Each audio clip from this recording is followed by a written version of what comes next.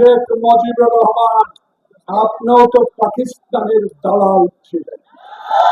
আপনি তো বাংলাদেশে স্বাধীনতা কোনোদিনও চান।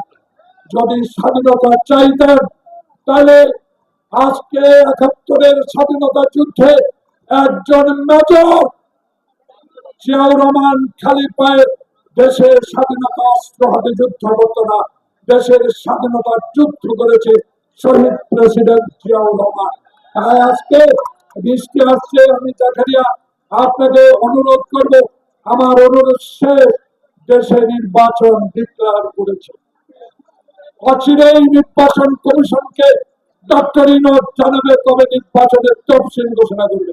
আসুন সকলে ভেদাভেদ ভুলে যায়, তারেক রহমান যাকেই নবনিঃসন্দেহে তার পক্ষে কাজ করে আগামীতে যে শেখ হাসিনা, যে ওবায়দুল কাদের, যে বাংলাদেশের আওয়ামী লীগের নেতারা আমার মায়ের বুক খালি করেছে, নোয়াখালীতে আমার ছাত্র দল, যুব দল, শ্রমিক দল, স্বেচ্ছাসেবক দল, বিএনপি যাদের মায়ের বুক খালি করেছে, যারা জুলাই আগস্টে অগণিত লোককে নির্মমভাবে নির্যাতন করেছে, নির্মমভাবে অত্যাচার করেছে, হত্যা করেছে, তাদের স্মরণে আমি শুধু আল্লাহর দরবারে আজকের এই দিনে এবং মাহবুব আলম, আলমগীর, হারুন, জাকারিয়াকে ধন্যবাদ জানাই আজকের এই অনুষ্ঠানে তাদেরকে স্মরণ করার জন্য। প্রিয় ভাইরা, আমি আল্লাহর দরবারে দোয়া করি যে মুগ্ধ ছাত্র দলের ওয়াসিম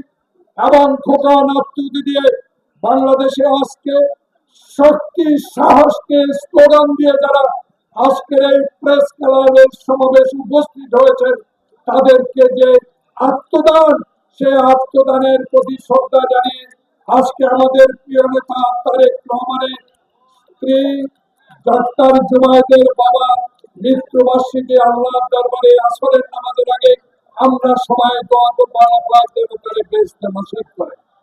প্রিয় ভাইরা, আমার জন্য না, আমি আলম, হারুন এবং জাকারিয়াকে অনুরোধ জানাবো, আপনাদের শক্তি সাহস আমাদেরকে মুগ্ধ করেছে, কিন্তু আজকে মুখ খুলে একটি কথা বলে যেতে চাই, নোয়াখালীর মানুষ আপনাদেরকে সম্মান দিবে, আপনাদের ঐতিহ্যকে রক্ষা করবে।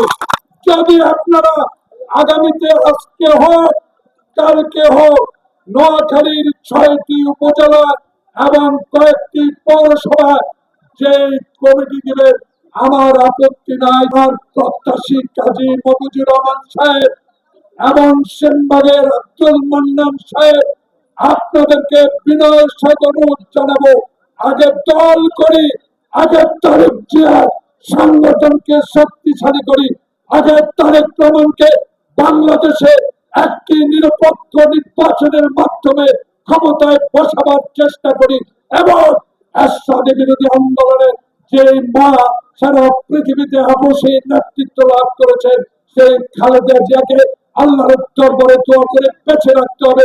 দেখাতে হবে শেখ হাসিনা বলেছিল জিয়াউর রহমানের খবর আমি রাখবো, যে শেখ হাসিনা বলেছিল বিএনপির অস্তিত্ব বাংলাদেশে রাখবো না, যে হাসিনা বলেছিল জামাত বিএনপি এদেশ থেকে নিচ্ছিন্ন করে দেওয়ার সর্বশক্তি আল্লাহ ওনাকে দিয়েছে। কারণ